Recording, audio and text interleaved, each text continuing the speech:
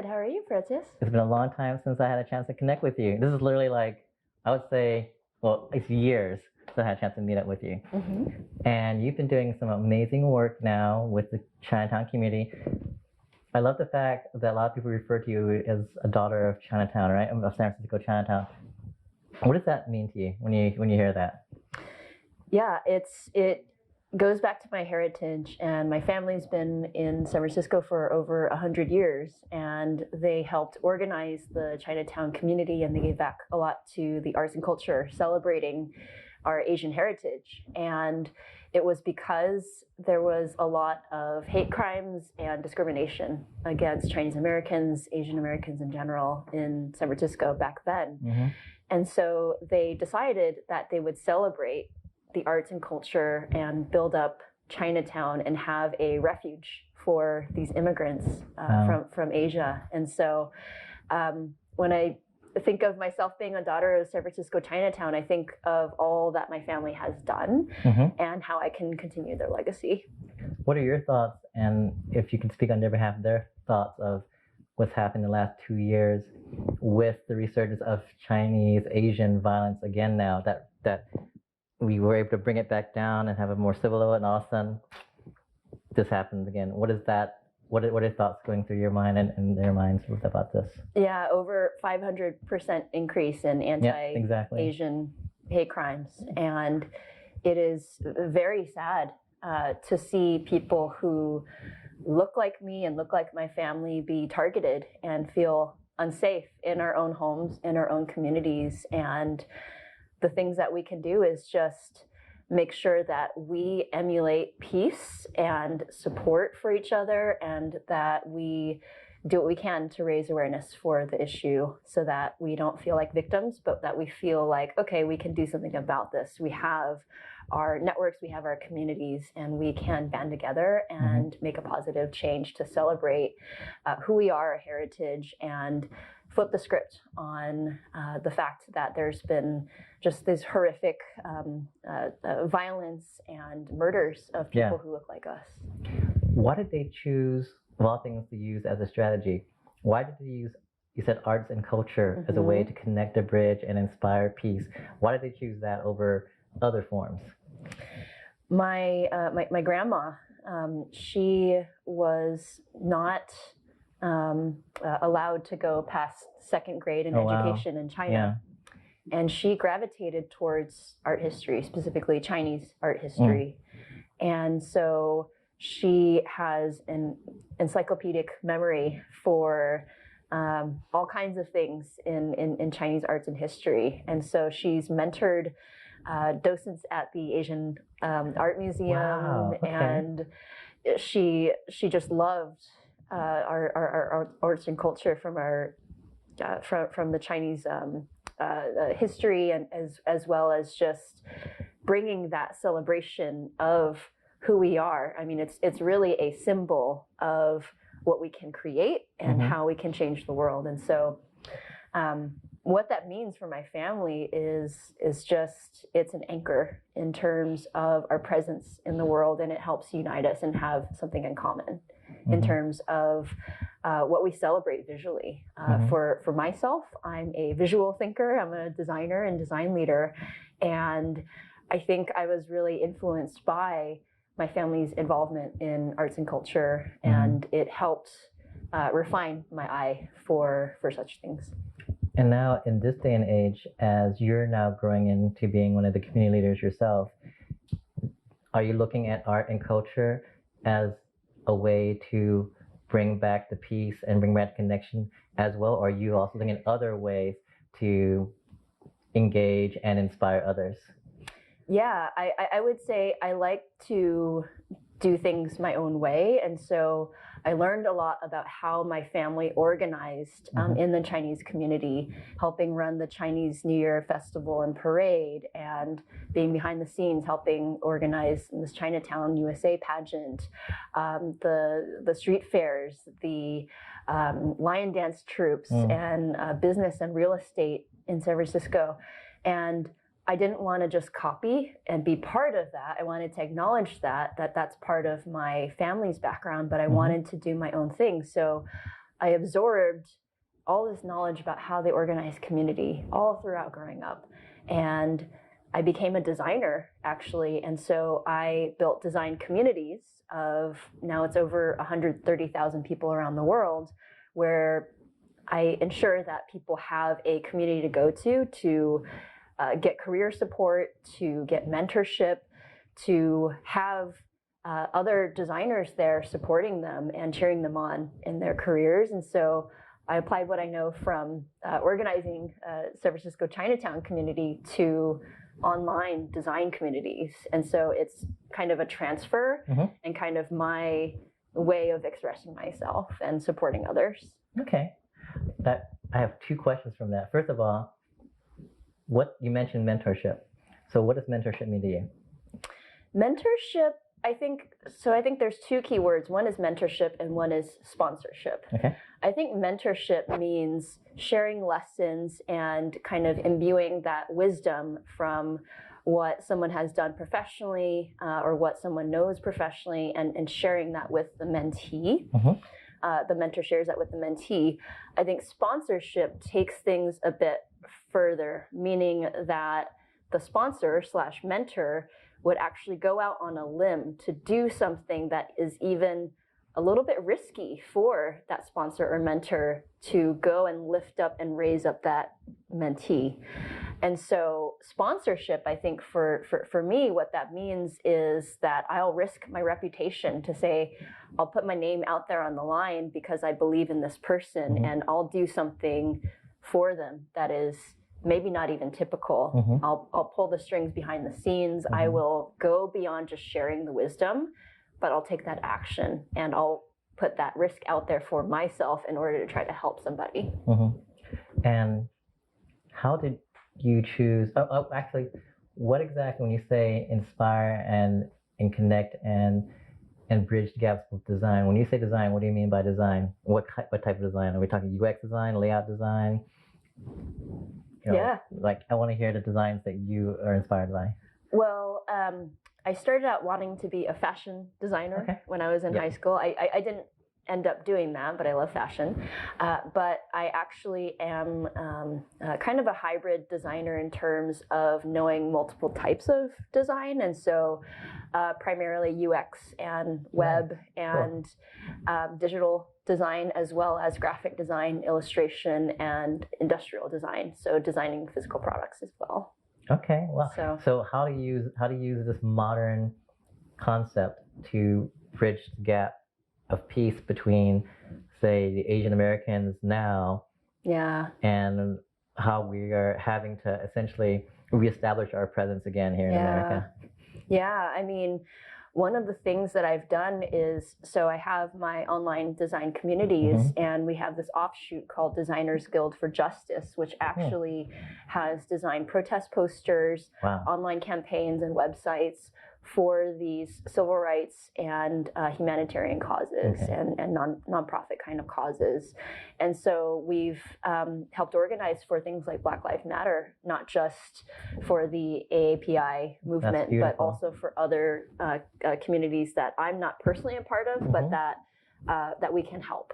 And so we have all these volunteers who apply their design skills and their art skills to doing better for the community and for serving others. And so that's kind of the way in which the design community relates to giving back to the Asian community or to other communities, or just giving back in general. Is it's not just mentorship and sponsorship, but it's also applying the gifts that we have in creativity and art and design to helping others.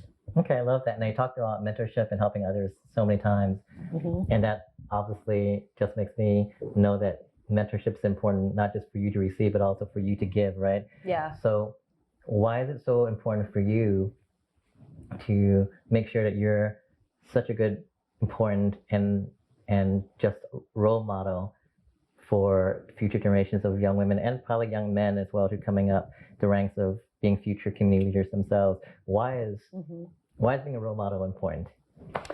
I think being a role model is important for me personally because I've seen that from my family and the way that they role modeled that for me.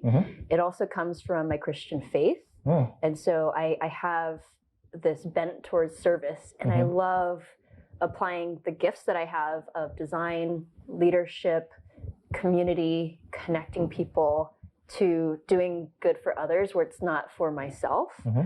And so it's just something that motivates me and that I truly enjoy, is making sure that I don't just give back one-on-one, but I enable others to give back. So really it scales, and that's how it scaled to design communities in over 100 countries in the world now. Fantastic. So obviously, I know you work as a UX UI designer. What position are you now holding, and what company are you working with? Yeah, so I'm a senior director of design at Pandora and SiriusXM. So it's music streaming, so I help lead consumer design. That's so impressive. Thank you. And I know there are not that many people, they're in that position at your age or even that look like you, right? So that must be something you're proud of, right? How are you using that to inspire the next generation? Well, I feel like I have a responsibility to do a good job, because I know that representation means so much. When young people see someone who look like me doing what I do, they're like, I can do that too. And so I don't want to just be in this role without intention, but to say, hey, I have a platform now and I have a community behind me, and I can give back and I can be a voice for others, and I can share the lessons with others so that they could shortcut past some of my roadblocks that I've faced, and they could achieve even more than me. And so I think it's important to be able to have that visibility so that, little girls, for example, who look like me, they could be like, wow, I can do that one day, and I can even do it better. I love that. That would be the dream. So what is some basic advice that you would give people who are up and coming right now? How would they actually, is it connections? Is it studies? Is it majors? What are techniques that you would advise them to start practicing now? I would say the biggest block that a lot of people have is their own self-limitations, their own self-limiting beliefs of what they can do and what they have to be in order to get somewhere.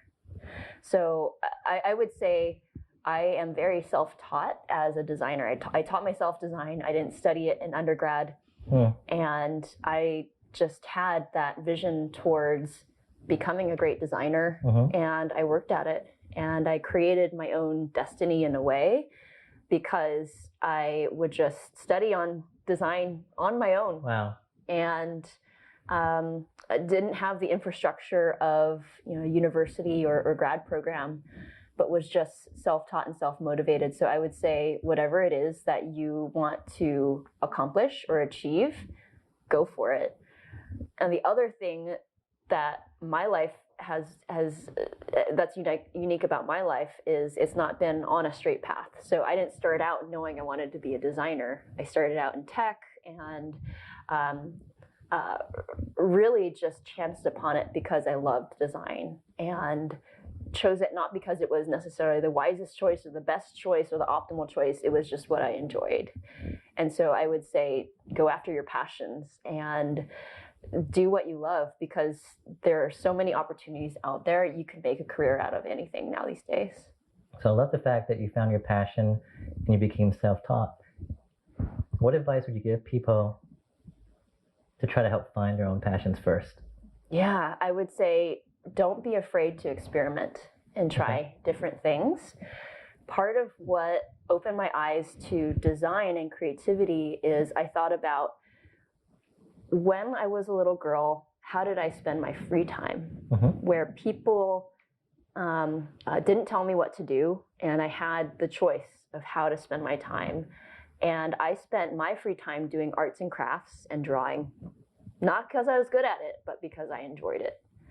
And so I said, maybe there's something there, and I don't know what it is, but this is what I enjoy. And so is there something along those lines that I could do? And so eventually I found design, and it just all clicked. did you find something from your childhood through design that you also love? Because I know there was also an entrepreneurial product that you did that I was super excited about. Tell me a little bit about that. Share it with us if you're up to. Of course, yes. So I grew up a huge fan of stuffed animals. My family has so many stuffed animals, and it's just our family thing. It's our family bond. And when I was a little girl in second grade, I thought there's so much violence and terrible things in the world. Wow, in second grade, you already sitting on the top of the monkey bars in the playground, thinking, "Wow, there's so many wars, there's so much violence. What could I do, or what could someone do?" For a second grader. Okay. What could I do to address that? And I thought, and this is my second grade logic: if everybody in the world had a stuffed animal, the world would just be such a more peaceful, better place. Wow. Because it would speak to the gentleness and just the softness that is in all of us. And if you could hug a stuffed animal to sleep, you have a friend. Wow. You have someone who cares about you. That is deep for a 7-year-old. Wow. Okay. And how did that manifest? So when I was 30, I woke up one day and I said, I want to start a company. I don't know what. And I looked at my stuffed animal I was born with, Wuggy. She was literally with me since I was born. And I was like, the answer is, when I was a little girl, I said I would create the ultimate stuffed animal. And I forgot about that dream my whole life till I was 30. What sparked it? So I was looking at Wuggy, my stuffed animal, and I said, I was trying to make all these apps and like these websites and just kind of going along the lines of what I already did professionally. But I thought, but what if I chased my childhood dream that I kind of forgot about or even gave up on, where I thought, that's not reasonable.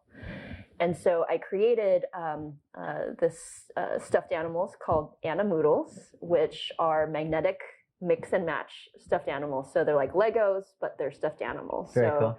You can create an animal with 3 heads, or you can create an animal that has parts from 6 different animals. And it unlocks creativity. There's over 2 trillion unique combinations you can make with these stuffed animals. And so, yeah, it's been wonderful to pursue what was my childhood dream, just to see what if. And so eventually we sold our products at Nordstrom, Walmart, Amazon, and we were the #1 selling children's toy on Kickstarter in 1 year when we launched. That was so great. And I think, did that also lead you to be, I remember seeing it ringing the Wall Street bell? Yes, yeah. So that was the NASDAQ opening bell. So cool. Yeah. And not many people get a chance to say that. And I got to have the Animoodles there, right there on Times Square. That's so inspiring. We have time for like one more question. Yes.